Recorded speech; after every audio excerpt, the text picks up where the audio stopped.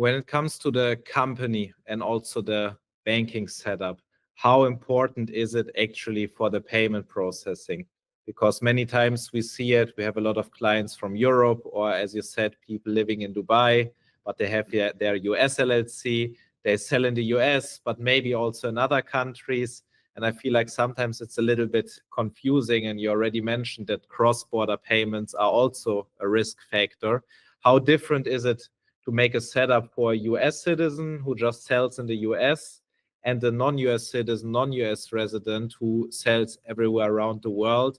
And what is the minimum requirement for them and for you to even get them good payment processing? Yeah, I mean, we see this all the time.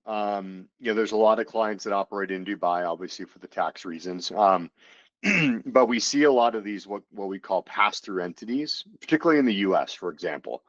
You could set up an LLC in Wyoming or Delaware and you get a registered agent address, but there's two different legs of the pendulum here on payment processing or banking. And, obviously, Samuel, you're familiar with this, but you need to pass what's called a KYC check and a KYB check. So know your customer or know your business check. So these used to be kind of loose back in the day. Like to set up an entity, you can kind of use a pass-through entity and get processing locally. You really can't do that anymore. You need to have the KYC requirements, and I'll use the US as an example, is you need to have a personal residence address. You need to have, a government issued ID. You need to have like a social security number or ITIN in the US, and you got to have like a utility bill, right? Something that shows that you're living there.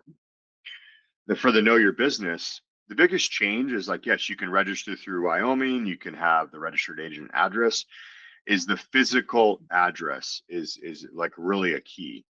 And you don't need to have this massive office. It could just be a co-working space. Like I'm in a co-working space and you just need to have an agreement with like a month-to-month lease is fine. It could be $300 a month. As long as you can receive mail there, you can Google verify it, like you're all good according to like they call it the schemes, Visa, MasterCard.